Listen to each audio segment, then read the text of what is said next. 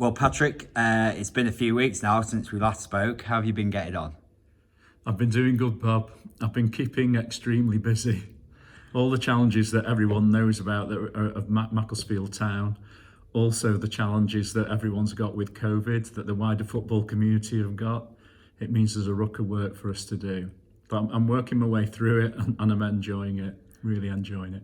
One piece of good news, of course. Last week saw the appointment of Tim Flowers as our new first team manager. I know you've met him, so what are your first impressions? I'm really impressed. I'm really pleased as well to see the reaction from fans as well, that they were impressed too. But the things that impress me is, one, he's not fazed by the situation. We've told him exactly how it is, where the club is at this moment in time, the budget he's going to have for players, and he can see a way through it. He's out there as we speak, recruiting players. He's got experience at this level, working at Solihull, and what a good record he's got there. And that's what he's drawing on, and all the experience around that.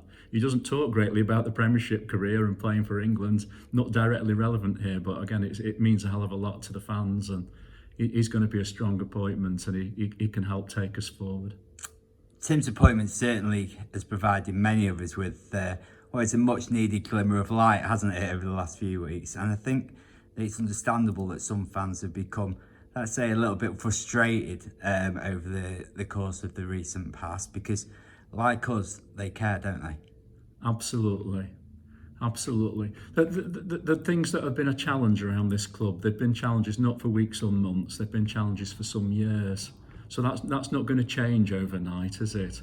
And then obviously the issue of relegation a few weeks ago, we knew that we'd made mistakes, but I think many of us feel that relegation was really harsh, and that's hit us, that's frustrated us.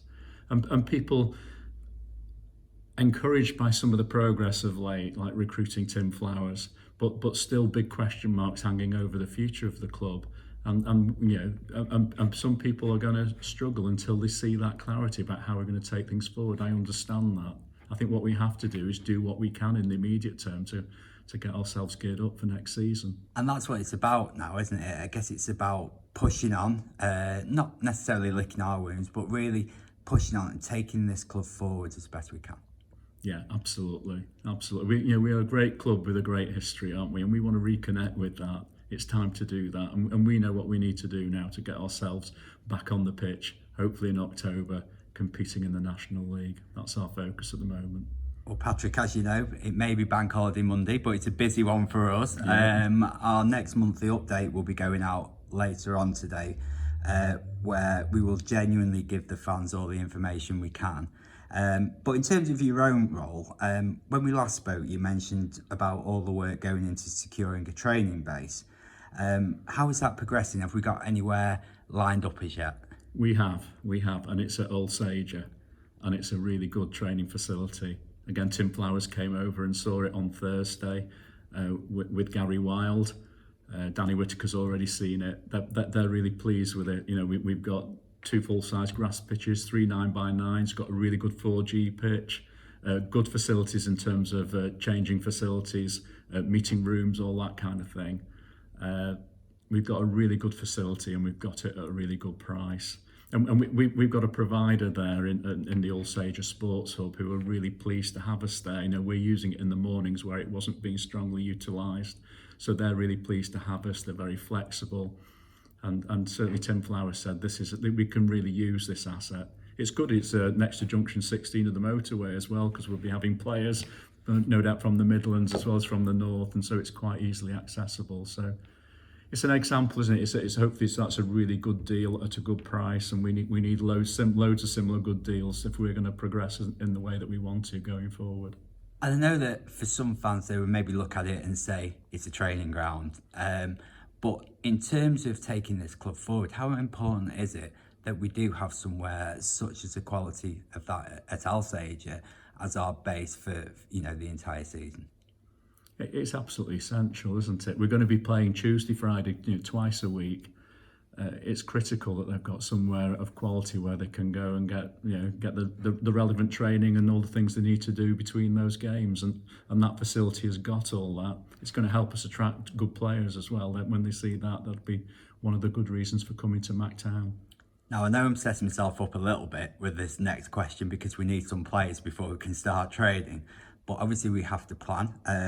Tim Flowers is obviously hitting the ground running. He's making loads of phone calls, and hopefully, within the coming days, if not weeks, our squad will be formulated. But in terms of training, do we have a set date we're looking at for that to start? Yeah, Tim on Thursday was hoping we could train as soon as Wednesday this week. I think in reality it'll be the end of the week and possibly Monday of next week. But again, when we've got the players, we're going to be ready to train. All Sages all lined up to take us whenever we're ready. Now, obviously, COVID requirements clearly are playing a major role in so much of our work at present, as you've alluded to, across the whole country in every walk of life, pretty much. And with the proposed start of October the 3rd, it really is a hectic time, isn't it? Now, firstly, in this regard, what measures need to be put in place to ensure the safety of our players and that of opposition teams coming here to compete at the Moss Road? Yeah, so we've done an assessment of the training ground, and we've set rules there for players in terms of making their own way to the ground, in terms of turning up in the kit. They won't be able to shower in the short term. They'll have to go home to do that and then wash their own kits. And it's all very prescribed what you can and can't do. Initially they'll have to train in small groups, and then that'll become full group training. So we've set out all that, and we've done a risk assessment on that. We've also been looking at the ground and playing behind closed doors. And again, there are sort of strict controls in place that make sure where the players are, there aren't other people allowed to go in that area who could potentially be passing on the virus. So we're doing all sorts of stuff like that. Things like the training, the dressing rooms. We're having to, the current home and away dressing room will be there for one team because they need more space, which means we're having to bring into play the dressing rooms that we had 20 years ago. We're bringing them back for the other team, so that we're potentially walking out from two different parts of the ground for the actual matches themselves. But we've actually gone through the whole process and worked out how it can be done in a COVID compliant way. Obviously, the further bit we'll then be doing is how we plan for when we've got fans coming into the ground. Yeah, exactly. And just further to that, obviously we have to work within government guidelines, which could change, may not change. But we have to be ready, don't we? And in terms of welcoming our loyal fans back, how's that progressing? And in terms of when they do come back, what temporary measures can they expect to see as we deal with all these COVID regulations? Yeah, again, we've been getting some good assistance. It was initially from the Football League, now it's the National League. And they've looked at two clubs in particular, at Cambridge and at Charlton, and they've worked out how you work out a crowd capacity. So we've got a little model of the ground with all its floor areas and stuff like that. So you start at the turnstiles, you then think about the concourses, you think about the number of seats, you think about the area of the terraces. On the back of that, you calculate, in a COVID world where there needs to be the social distancing, how many people you can get in the ground. And the answer is we can get roughly 11 to 1,200 in the ground, which has currently got a capacity of 5,500.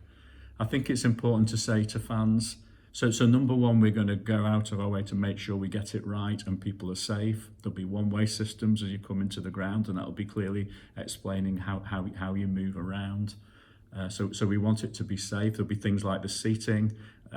People will be expected to distance. If you're in a bubble, yes, you can make that clear when you book your ticket, and you can sit together. But other people not in a bubble, there has to be spaces between individuals, and we'll be managing that through as we're giving out the tickets. All that needs to be right. So one question I've been asked quite a lot, and I think I've answered it as best as I can, but we'll refer to you, the expert, the COVID expert, if you like. Is, say, for example, that I've sat in the same seat for the last 20 years watching Macclesfield Town. How would the COVID regulations and the COVID restrictions even maybe alter things in terms of the short term when fans are allowed back into the ground? I'm afraid I think we're going to have to be a little bit flexible on precisely where we sit.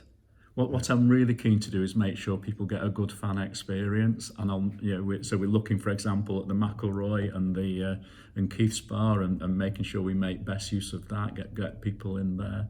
In terms of where people are sitting, where we can, we will make arrangements, and I suspect it might be possible with some of the season ticket holders and the people who are coming regularly to do that, because there'll be fixed positions for every game.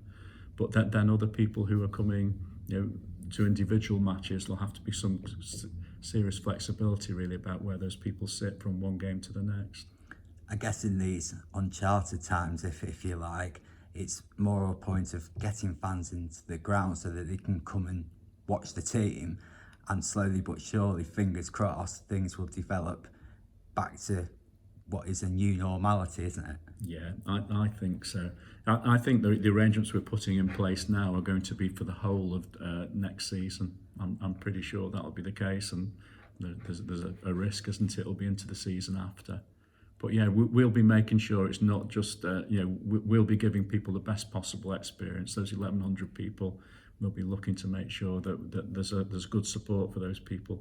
To the extent I don't think it was as good enough last season, we want to put some of those issues right. And just one further thing regarding fan experience here at the ground, I want to ask you about Butch's Bar in two respects. One is that I think that, after we forcibly and regrettably had to close Butch's Bar, I think it was at the start of last season, we want to get Butch's name back out into the ground, into the stadium where our fans can see it. So what we are doing now is we're using the photographs, the brilliant photographs of Richard, and we'll be putting them in very prominent positions around the ground. Let's be honest, as a short-term measure, but in terms of the longer term, and let's have it right, we are talking longer term. Is there anything you can say about what we're hoping to achieve in terms of providing the London Road loyal fans with somewhere A, they can have a drink, and B, obviously respecting the memory of R21? Yeah. Well, the first thing is that I think we want to bring the existing Butch's Bar to the ground. We're seeking quotes for that at the present time. Again, if there's anyone out there who can help us with that, clearly, ideally we would like to reward the people who do that with advertising at the ground. Cash is obviously a challenge for us at the present time. We've got ideas in the immediate term about bringing a porter cabin into that area where at least we can be serving drink and food. And again, get Richard's name associated with that as an immediate measure.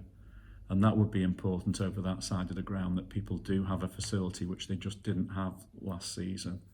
Again, whether we can get that going for the very first game is dependent on, finding people out there who can actually help us actually do those two things. One, bring the existing one to the ground, and help us get this porter cabin into the ground and get it set up and working well. Then I'm looking beyond that to work, hopefully with the Supporters Trust, to actually create the long-term plan for Butch's Bar, which clearly will be a more substantial operation. And again, we'll be looking for others to come in and help us fund that, but create something that will create that really good fan experience over at that side of the ground. And we want Richard's name associated with that, and do justice to his memory there. And I guess the underlying premise of a lot of this, what we speak about, is people actually feeling valued at this football club, whether it be a player, a supporter who maybe comes once in a blue moon, or a supporter who comes literally week in, week out, or a sponsor. It's about valuing the people who give up their time and money to come to Macclesfield Town, isn't it? Yeah, absolutely. And we've lost some of that more recently, haven't we? But Yeah. our history's been absolutely about that, and that's absolutely what I want to reconnect with. And and I'd say that even to the people who at the moment are feeling things are such that they don't want to come to the Moss at this moment in time, that they are still true Siltman fans as well, and we must keep showing the love to those people too, because I think there's going to come a time where things are right here and they will be back. And let's get it right for the 1,100 who come initially, hopefully for in the COVID time, and over time we actually grow that out as COVID relaxes. And last but by no means least, we'll be catching up with Ellie Reynolds, if I can get my words out, over the next couple of days, our new commercial manager, and she will obviously be providing us with a full update about what's going on in that regard. But just linking into the last point, sponsors as well, they need to feel valued, and I think that Ellie's made a great start, hasn't she, without giving too much away from what is to come over the next 24, 48 hours or so. Exactly. Ellie's been talking to sponsors, and again, we know as we talk to sponsors, the first thing we've got to say in many cases is, look, there are things to apologise for in what's happened in the last one or 2 years. Things have got to be different going forward. I think we're finding that so many people have still got that love for the club. Yes, in certain circumstances, they want more clarity about precisely how any money that they invest is actually going to be used. We need to be able to demonstrate to them how that's going to be used for the benefit of the football team, for the benefit of the club. But Ellie's absolutely fired up with that, and she's talking to people now, and with events are potentially planned in the next couple of weeks to actually bring people in, tell them where we're at, tell them where we're going, and encourage them to come on that journey with us. I think the other one, Bob, is season tickets as well. That's right, yeah. Yeah, where that's clearly going to be an issue right now. Today's the day where people feed back about what they want to do with the previous season tickets and the rebates, and whether they want to have that as a discount against their current year's season ticket. But the season starting on October the 3rd, it's time for us to get those season tickets out. And again, we understand that's a challenging environment right now to be doing this, but this is an hour of need for the club. So where people can and where people feel they're able to, we're really keen to see people invest in those season tickets. We'll see what we can do with relatively short period of time with any sort of early bird type discount. And the other thing I'd just flag up is in this time of COVID, the more sort of we know about the people who are coming to the ground well in advance of the game, the easier it is. And for individuals, there will be some complications with getting tickets to matches. One of the easiest ways of securing a ticket is to get a season ticket. Well, Patrick, thank you very much for your time. I've got to admit that my arms are killing me from holding this camera, so I think I need to do a few more weights, but thank you very much for your time, and enjoy the rest of your bank holiday. No, thank you there, Bob. Cheers to you.